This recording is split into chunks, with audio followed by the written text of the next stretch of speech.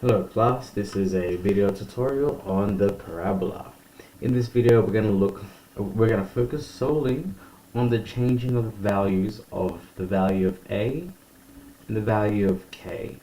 But before we go on to this, we're going to look at how this shape came to be. Let's take a look now by using a good old calculator. So the first thing we're going to take a look at is the value of 0. So when we do 0 squared, we get 0. So this point is pretty simple enough. But the main thing that most students are concerned about is how it got this nice curve. It's a perfect symmetrical curve along the y-axis. Now let's take a look at what happens when we do 1 squared, because that's the next value that we're going to move up here. We get 1. 2 squared, we get 4. 3 squared, we get 9. And 4 squared, we get 16. Now, if you were to graph this on paper, you would find that this actually doesn't, it's not a linear graph. These values that we just showed, these ones I'll show you again, 0, 1, 4, 9, 16. The next one would be 25, because 5 squared is 25, and 6 squared is 36. These values, if we plot them, do not make a straight line. So it'd be 1, 0, 1, 4. That already isn't a straight line. So as a result, well, if we take the values in between 0 and 1 and substitute them, we would actually get this perfectly curved line. A lot of students commented that this looks a bit like an exponential graph, but if we were to actually zoom out, this is not quite the same. Although from afar it may look the same, but an exponential graph doesn't curve upwards extremely like this in both directions. It's only in the one. And even when it curves in the positive x direction, it's much steeper than this. It would actually follow something along the lines of following my mouse, something along the lines of that one there. It's much steeper than that. Let's go back now. Now, a lot of students again wonder, why is it that it curves perfectly in this direction, also in the positive y direction? Why is it mirrored along the y-axis? Well, the reason for that is if we take, we'll begin again at 0 squared. That's easy enough. But if we take negative 1 squared, now I'm going to just first show you the mistake that most students do. When you take negative 1 squared and you square it, you get negative 1. However, what the calculator doesn't know is what you want to do is actually this. The reason for that is what the calculator does when you do this input is actually it does 1 squared times negative 1, which is why you get that. To get this, to get around this issue, you would have to do bracket negative 1 close bracket to the power of or squared, which gives us a positive 1. So when x is negative 1, we also get a positive y value. It's actually symmetrical. So if we change this now to a negative 2, we get 4. If we change this to a negative 3, we get 9. So it's actually the exact same along the negative x values as it is on the positive y values. Now I'd like to point out a few points that we have to remember. The first point that we have to learn is the vertex of a parabola. The vertex of the parabola is either the highest or lowest point of the curve. So in our parabola here, our lowest point is already shown here as 0, 0. It's often given the term vertex, but in this one we'll just point it at, we'll just leave it as 0, 0. So there it is. I'm making it appear and disappear so you can see it. And the reason why I say highest or lowest curve, or lowest point, is it depends on the value of what we're about to change now.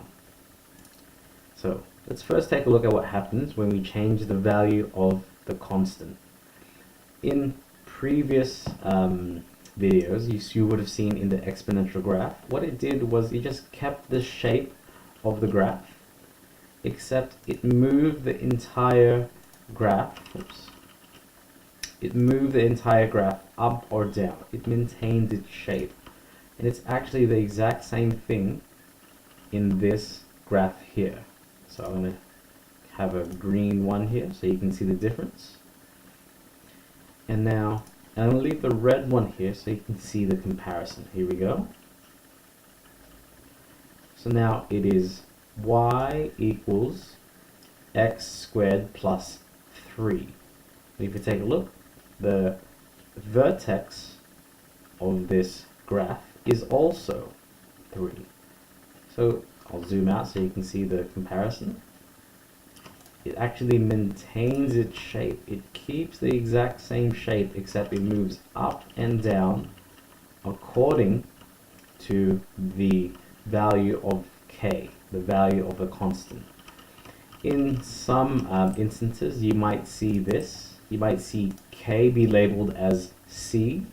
Either way, it's known as the constant value. So it might be k or it might be c. In this video, I'd like to keep it as k. Now let's take a look at what happens when we make k into negative. Well, when it's positive, it moves above the x-axis. So you'd expect that if we move this into the negative region, it actually goes below the x-axis. Here we are.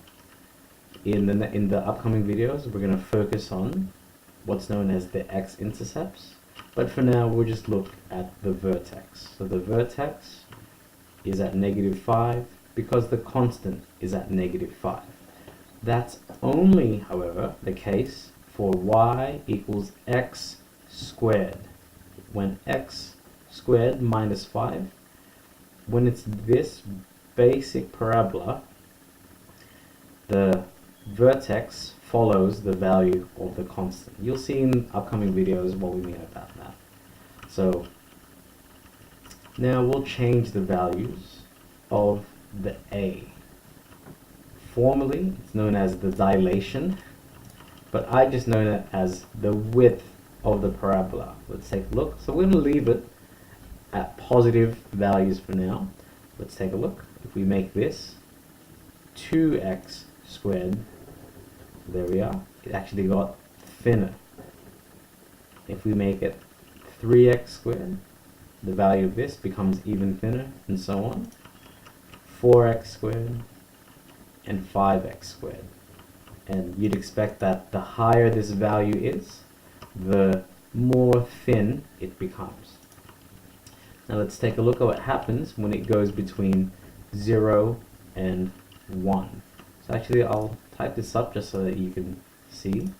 So when a is greater than 1,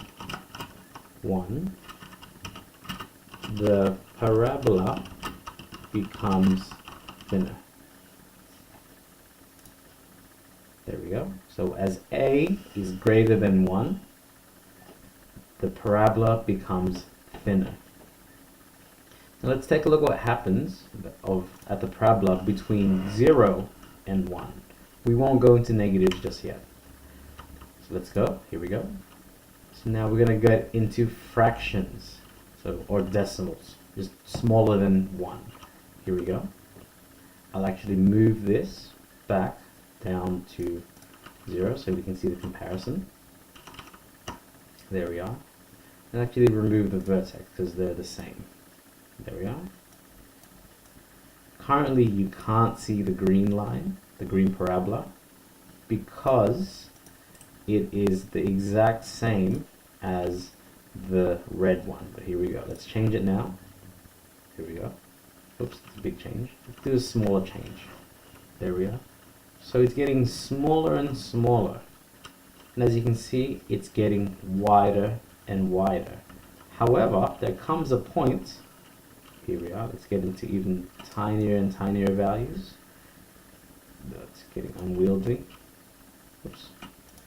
Let's get even smaller and smaller values now. So as you can see that the smaller the value of a becomes, the wider the value of the parabola. So here we go again. We'll start at 0.7 x squared.